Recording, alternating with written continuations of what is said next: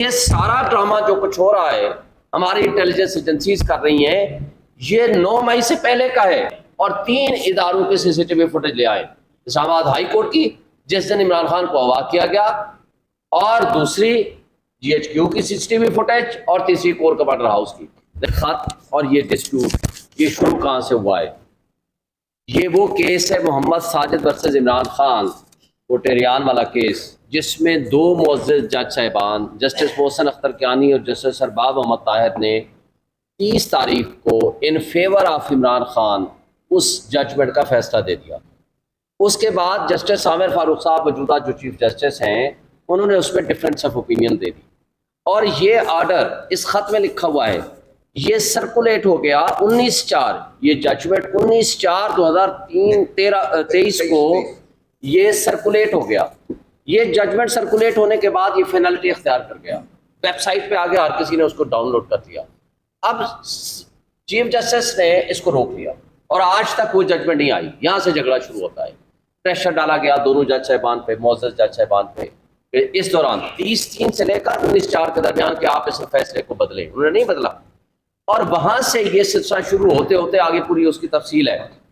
उन्होंने इस्लामाबाद हाईकोर्ट को कहा, मिले 2/5 को, चीफ जस्टिस ऑफ पाकिस्तान को मिले, चीफ जस्टिस इस्लामाबाद हाईकोर्ट को मिले, तमाम जज साहिबान, और उनको लिख के दिया 1 से ज़ायद मरतबा।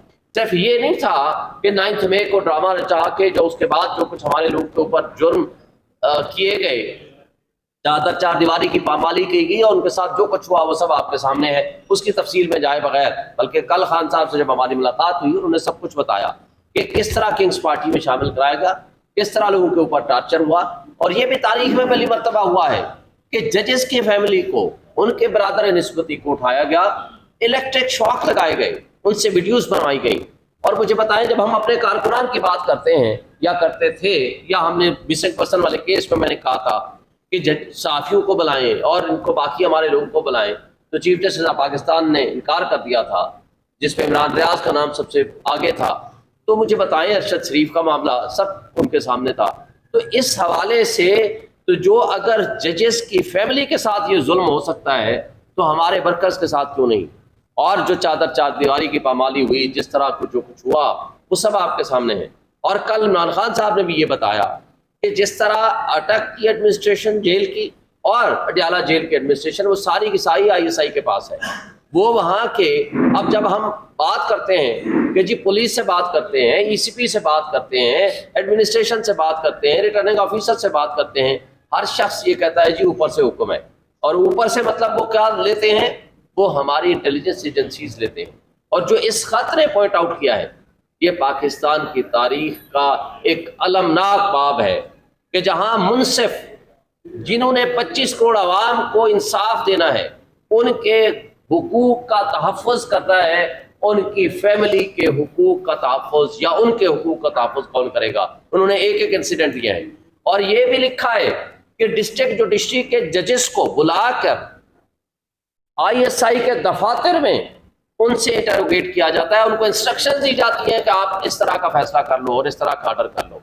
तो मैं सवाल करता हूँ कि हमारे माशाल्लाह मुहब्बे वतन हमारे मुक़्तदर लोगों ने तो दुश्मन के बच्चों को पढ़ाया या पढ़ाना था कि जिन्होंने आप बुलेट ट्रेन चला दी और समंदर में भी ट्रेनें चला दी, तो अपने बच्चों का सबसे पहले आपने वोट चोरी कर लिया, अपने बच्चों को उठा करके जेलों में डाला, अपने बच्चों को उठा करके आपने तशद्दुद का निशाना बनाया, अपने इंसाफ देने वाले इदारों के ऊपर इस तरह अटैक किया।